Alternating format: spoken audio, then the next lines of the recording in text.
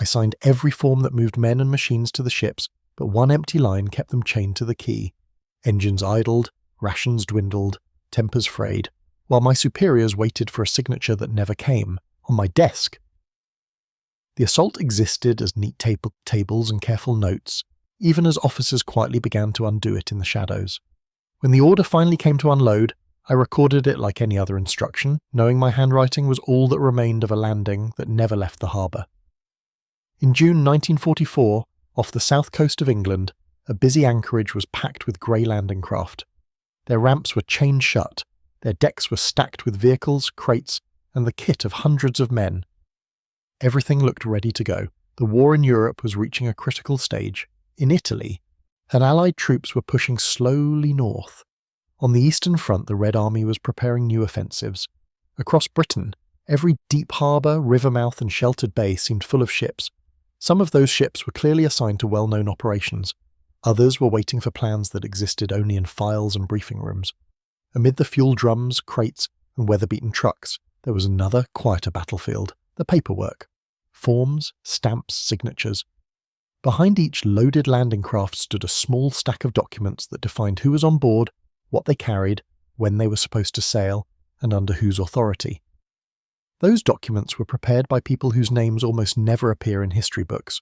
In a temporary office near the harbour, and a clerk on the embarkation staff worked at a worn wooden desk. He was one of thousands who dealt with figures instead of headlines. His days were spent tracking ship numbers, boat serials, cargo manifests, and movement orders for an amphibious operation that did not yet have a public name. Like many in staff jobs in Britain in 1944, he had come from civilian life. Before the war, he had filed insurance policies and balanced ledgers. Now the paperwork involved landing tables and tonnage, but the logic was the same. The plan his office supported was not the Normandy landings. That massive operation used some of the same ports and fleets, but it had its own staffs and tightly controlled corridors. The operation he worked on was smaller. It aimed at a limited landing on a piece of occupied coastline. The goal was to seize a local objective, to disrupt German transport and probe defences that were already under strain from larger Allied moves elsewhere. The detailed plan was classified above his level. What he knew was practical. He knew which units were supposed to embark in which craft. He knew how many tons of ammunition and fuel had to be loaded at specific berths. He knew the sailing window that had been agreed between meteorologists, naval planners, and tide tables. And he knew one more thing that governed everything else. Nothing happened without signatures. In amphibious planning, every order had to be confirmed several times. Naval staffs, army headquarters, and air force planners all had their share of authority. A war that stretched across sea, land and air also stretched across desks, conference tables, and telephone lines. The clerk's in-tray showed that complexity clearly. Movement orders arrived from higher headquarters in multiple copies. Each referred to earlier directives, annexes, code words, and dates. Every document needed to be acknowledged, logged, and sent on. One clear morning in late June, an instruction landed on his desk marked for immediate action. It authorised the embarkation of several battalions, along with engineers and vehicles, onto specific landing craft in the harbour. He recognised the unit numbers. These troops had been training on English beaches in bad weather for months. They had already embarked and disembarked for exercises that felt like rehearsals without a final performance. Their officers knew the embarkation office well. They had come before to argue over loading plans and complain about last-minute changes. The clerk read the new order, checked it carefully against earlier instructions, and stamped it as received. All the intermediate endorsements were in place. At the bottom, though, one line was still blank.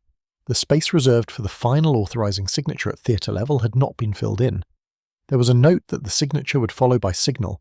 Embarkation could go ahead based on the directive, but the ships could not sail without that final signed authority. It was a small difference on paper, but an important one. In the highly controlled world of wartime administration, men and material could be moved into position under provisional orders. To send them into an actual battle required a clear written chain of responsibility.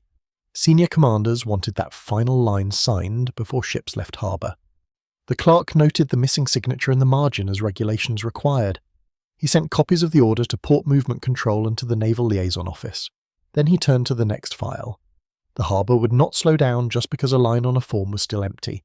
Out in the anchorage, the order quickly became noise, motion, and shouted instructions. different types of landing craft tied up at the piers. Some were long infantry vessels built to carry soldiers packed together on open decks. Others were squat tank carriers with broad bows that opened like doors. Their crews had been briefed the previous night. They knew when they were loading, which units to expect, and roughly what the sea conditions would be. They did not know the full plan. Army lorries rolled slowly through the narrow streets to the docks, moving between buildings darkened by wartime paint. Men in battle dress sat in the backs, rifles across their knees, packs wedged around their feet. Many had been in temporary camps and billets for days, some for weeks. Rumours about their mission moved more freely than official information. Some believed they were part of a diversion to draw German attention from somewhere more important. Others thought they would be hitting a section of coast that had not yet been heavily bombed. None of them had seen a full briefing. What they felt directly was the order to climb aboard. Vehicles drove up the ramps and into the open hulls of the landing craft. Storemen ticked off items as ammunition boxes and fuel cans passed from hand to hand.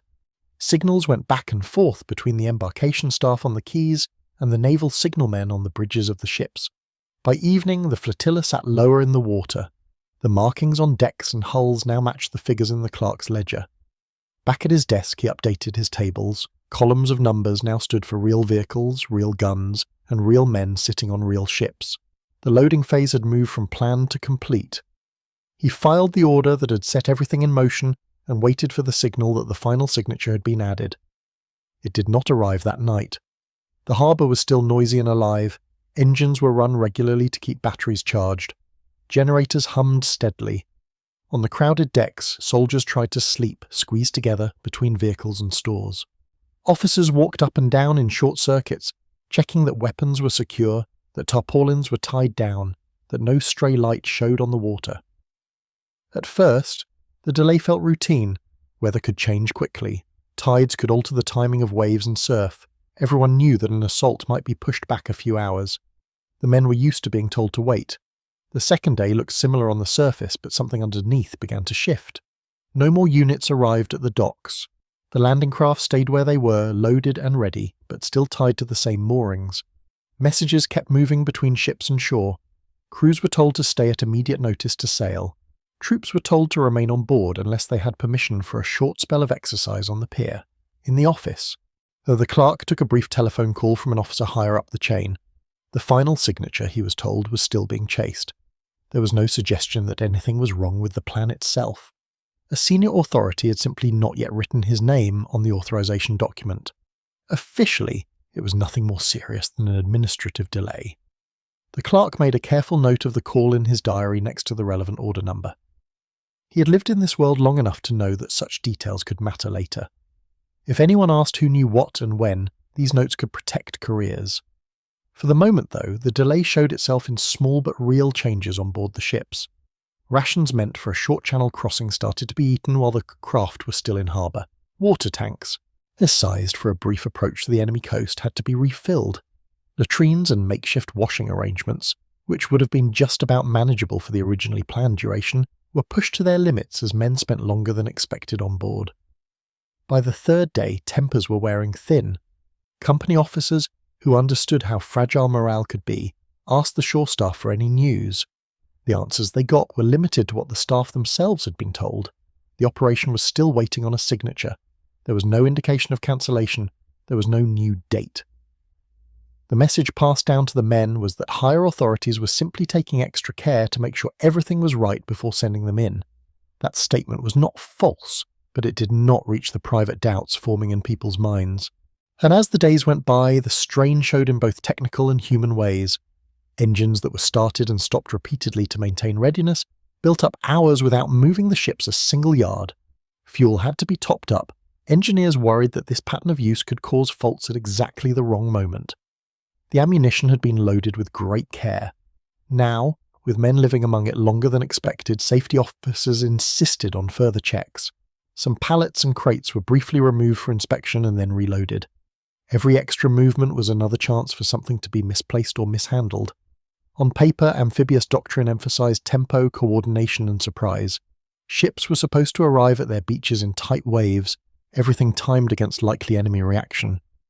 Each craft's loading, sailing, and landing fitted neatly into that design. In the harbour, that elegant structure began to feel fragile. The simple fact that nobody could move from the loading phase to the movement phase undermined it. One missing signature, on one line on one form, kept hundreds of vehicles and thousands of men tied to their berths. The clerk kept reporting to the dimly lit office as usual, but his tasks changed. He now had to field questions from several directions. Naval officers wanted to know if higher command seriously intended to hold the flotilla at this level of readiness. Army administrators asked about rotating men between ships and shore. Medical officers worried about what confinement would do to fitness and nerves before combat. He had no power to answer these questions himself. All he could do was pass on whatever new signals arrived. And often he found himself writing short notes where the phrase pending further instructions carried more weight than anything else on the page. At the headquarters where the authorisation document was sitting, the delay had a logic of its own. Senior officers were handling several operations at the same time. They knew landing craft were in short supply and in demand across multiple theatres. Every commitment of those ships had political and strategic consequences. The document for this particular operation had climbed to the level where the final signature would lock in a decision. A certain number of landing craft would be tied to this assault for as long as it took to prepare and execute. Meanwhile, other plans were competing for those same resources. In offices far from the smell of tide and fuel, staff officers compared priorities. They weighed what this limited landing might achieve against what could be done with the same ships elsewhere. Intelligence reports suggested that the enemy was already under severe pressure in other locations. Seen from that vantage point, waiting a little longer before signing seemed cautious and reasonable. At the water's edge, the effect of that caution was more tangible. On the fourth day, a maintenance officer reported that some vehicle batteries were starting to fail. Engines reacted sluggishly after repeated short runs. Condensation built up in holds and under tarpaulins, threatening electrics and weapons. The men responsible for keeping everything running did what they could, rewiring, drying, inspections and more inspections. At the same time, they began to ask quiet questions about the judgment of those who kept them in this limbo. For some soldiers, the delay made their nerves worse. The longer they waited, the more time they had to imagine what the landing might be like. Others felt themselves drifting into a kind of emotional numbness. The war had already taught them that long stretches of waiting could end abruptly in sudden action. They tried to treat this as another such gap. Company commanders asked for permission to run training on the decks, simply to break the boredom and keep minds sharp. Some ships found space for rifle drills and small map exercises, others had no room at all. Harbour authorities had to balance the need for order against human limits. They adjusted rules where they could, sometimes formally, sometimes quietly. The clerk saw handwritten changes to standing instructions pass across his desk and made sure to keep copies. Experience had taught him that what officers actually did in the field sometimes moved faster than the official regulations. By the end of the week, a subtle gap had opened between doctrine and reality. Officially, the flotilla was kept at immediate readiness. In practice, some ships had already brought part of their loads ashore for maintenance. A few units had moved a fraction of their men back to camp on the understanding they could be summoned at the short notice. These changes were made by officers who understood that clinging rigidly to the original plan in the face of delay would harm real readiness instead of preserving it. They took measured risks, trusting their sense that the operation would not suddenly be ordered to sail without any warning. Those choices carried a personal risk as well. Any deviation from written orders could draw criticism if things went wrong. In a system that placed great weight on formal instructions, the unwritten adjustments that kept things functioning were always exposed. The turning point did not come with a dramatic announcement. It arrived in the form of routine messages. Weather reports showed that the ideal combination of tide and light the planners had favoured was slipping away. Fresh calculations suggested that the next suitable window would be several days off. At the same time, signals from other commands began to ask for some of the very landing craft that were sitting fully loaded in this harbour. So the language of these requests was cold and tidy. It spoke of allocations, priorities, and the efficient use of scarce resources. Senior headquarters now had to face a clear choice. Signing off this operation would mean refusing those ships to other, larger efforts. Releasing them would mean admitting that the plan could not be carried out on the original timetable. In the embarkation office, the clerk received a message that gave him the first formal hint of change.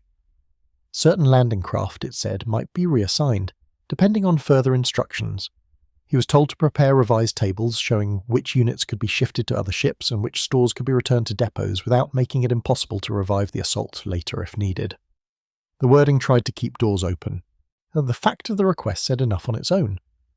Among the naval officers at the quay, conversations changed tone. Up to that point, they had focused on staying ready for a specific landing. Now they looked more closely at the possibility that their craft might be sent elsewhere. The flotilla commander called his officers together on one of the larger vessels and laid out what he knew. The final authorisation had still not been signed. Other operations were asking for landing craft. He suspected that some of his ships would soon be ordered away, although he could not yet show them a written order. Who had spent their lives dealing with tides and bad weather now talked about a different kind of uncertainty. They weighed their duty to obey every line of existing orders against their responsibility to keep their crews and their equipment in usable condition. Informally, they started to plan which cargo they would unload first if they had the chance. Heavy guns that needed careful handling, radio vehicles whose equipment would suffer in the damp, engineer stores that were hard to replace. They did not yet ask the clerk to alter the official records. Instead, they used the flexibility that years of war had already built into everyday practice. Over the next day, small but important things happened. Under the label of routine maintenance, some vehicles came ashore. Stores from deep in the holds were moved back to depots. When anyone asked, her officers answered that they were making sure the equipment was in the best possible condition for when the assault finally went ahead. That was not entirely untrue, but it hid a growing belief that the operation might never leave this harbour at all. Meanwhile, at the level where signatures were given or withheld, the broader war picture kept evolving. Reports from other fronts highlighted new possibilities and new dangers. The amphibious fleet was a shared resource. Planners were already looking at how to use it in the Mediterranean and the Pacific, as well as in northwest Europe. A staff assessment eventually concluded that tying up so many landing craft for a limited assault, whose benefits now seemed modest, was not justified. A decision was reached. The final signature would not be added. Instead, a new directive would postpone the operation and free the ships for other duties. Even this decision did not translate instantly into orders. The wording of the new directive had to be coordinated. Responsibility for future planning had to be reshuffled. In the meantime, the harbour continued in its awkward state of half-readiness. The clerk felt the effect of that delay between decision and communication. Another telephone call came through, this time more honest than the earlier ones. A tired staff officer from higher command told him he should expect instructions within 2 days to begin unloading. Until a written order arrived, nothing would be official. But the intention was clear. The clerk noted the call quietly. He also realised that once the formal directive came, people would ask about what had happened to every vehicle, to crate and shell. He began to adjust his records so that they reflected both the official loading tables and what had actually happened during the long wait. At that point, his work stopped being just routine. The numbers he chose to record and the way he described events would shape how later reviewers understood this operation. He had to decide how to portray the delay. He could pretend that everything had remained fixed and ready. He could write openly about the many small adjustments officers had made. In the end, he chose a cautious middle course. He described partial unloading as maintenance. He recorded men going ashore as temporary reliefs intended to preserve fitness. His language was accurate but restrained. It did not accuse anyone, but it did not erase what had occurred. When the written directive finally arrived, the tone was as neutral as ever. The operation was postponed until further notice. The landing craft were to be made available for reassignment. Units were told to return to their previous positions while keeping as much of their preparation and training as possible. Nowhere did the document say that the operation was cancelled. Nowhere did it admit that the assault, as designed, would never be launched. For the men who had slept on the decks and in the holds, the meaning was obvious. Orders came to disembark. Vehicles were backed carefully down the ramps. Ammunition went back to ordnance depots. Fuel, where it could be recovered, was pumped into shore tanks. Some items could not be neatly absorbed back into the system and were handed to other units that needed them straight away. Over several days, the harbour lost the look of a force about to sail. The clerk's desk filled again with paper. Unloading reports detailed what came off each craft. Comparison sheets set original loading plans against final outcomes. Differences were inevitable. A box of mortar rounds here, a set of spares there, had taken routes that were hard to track afterwards. Supervisors asked for explanations in their usual steady way. Statements were written, signed, and filed. Beneath the routine, there was a quiet understanding that these papers might be all that remained of an operation that had come close to existing and then quietly faded. In the weeks that followed, the units involved were dispersed. Some went to reinforce fighting already underway on the continent. Others went back into training while commanders decided how to use them next. And in barracks and mess tents, the story of the loaded landing craft became a small shared memory. Some told it with dry humour, others with lingering annoyance. Men remembered days locked onto boards, waiting for an order that never arrived. Drivers talked about the constant work of keeping engines ready in still air. Signal staff recalled laying and then reeling in cables that had never carried a single assault message. Officers, aware that dwelling on such things could drag morale down, did not encourage long conversations about it. They pointed out that the cancellation, however frustrating, meant those troops and ships were free for operations that might matter more. In the quieter rooms where staff officers worked, the experience took on another shape. To them, it became a lesson. Authorisations, they concluded, needed to be timed more carefully in relation to loading. Committing men and equipment to ships before final decisions were locked in had clear costs in fatigue and wear. Yet they also knew that war rarely allowed perfect timing. Amphibious doctrine continued to evolve. Manuals and internal notes became more explicit about when to use loading exercises instead of full loading, how to rotate troops before final commitment, and how to manage limited numbers of landing craft.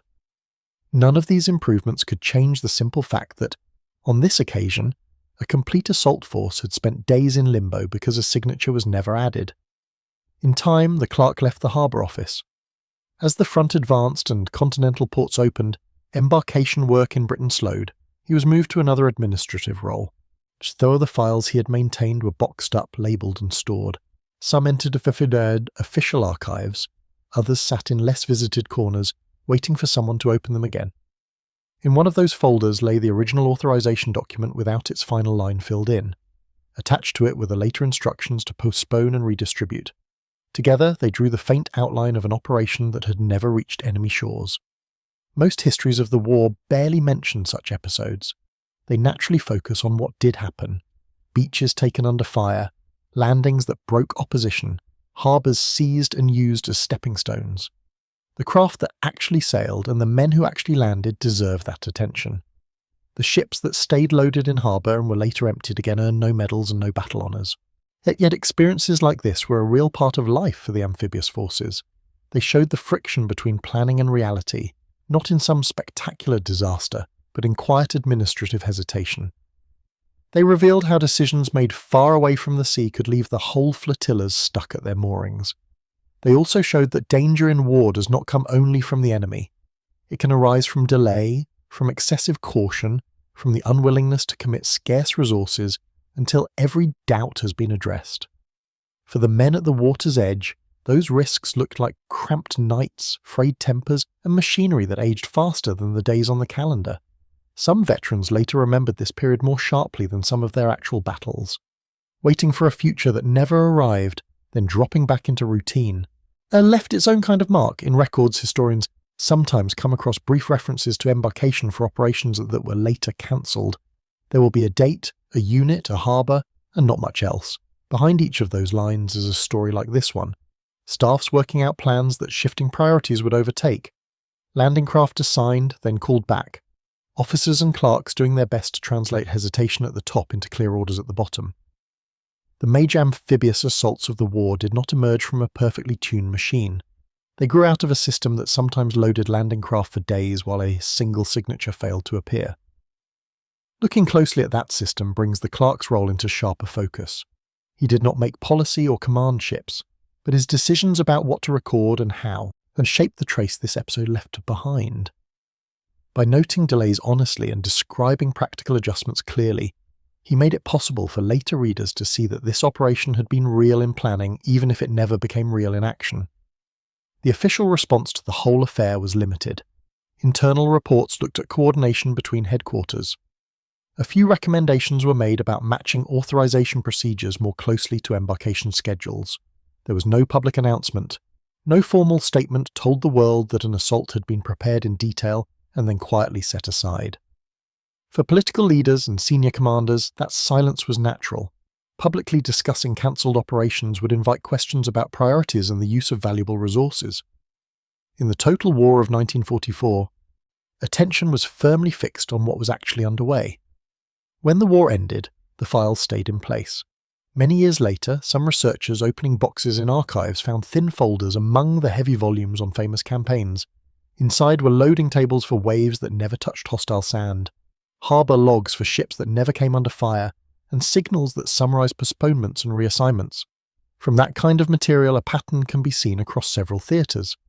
Amphibious warfare, because it depended so heavily on specialised craft and narrow timing windows, was particularly open to quiet cancellations. The story of this one operation is not unique. It is one example of how often plans were prepared with care, held at the edge of execution, and then withdrawn. That makes it more than a footnote. And it shows that even when overall victory seemed within reach, Allied command still wrestled with hard choices. Cautioning committing forces, while understandable, sometimes pushed strain downwards, on to be the people whose daily work took place on quaysides, in engine rooms, and at small wooden desks. For someone watching the war from a distance today, the image of landing craft loaded for days under grey skies while papers slowly made their way up and down the chain of command offers a different angle from the familiar scenes of men running ashore under fire. It reminds us that war is also an administrative struggle. Forms, stamps and signatures shape events alongside guns and aircraft. The officers, ratings and clerks who shouldered that burden rarely thought of themselves as central figures, yet without them, the line between preparation and action would dissolve into confusion. In this particular case, that line held. The ships stayed in harbour until they were officially released. No landing was attempted without clear authority. No one died on a beach for this plan. The real cost was paid in long hours, in extra maintenance, and in the frustration of people whose work left almost no visible result. Those costs belong to the wider story of the amphibious forces in the Second World War. Operations that went ahead and operations that did not used the same ships and the same systems, and often the same people. Understanding one helps make sense of the other. The outcome of the war was shaped not only by attacks that went forward, but also by actions that were thoroughly prepared, then judged unnecessary or too costly, and quietly shelved. And this landing that never happened is part of that second group. Remembering it adds depth to the history of the conflict. It draws attention to the thin edge where plans either become reality or fade back into paper. And it gives a small measure of recognition to the men and women whose work stayed mostly in the background but still mattered.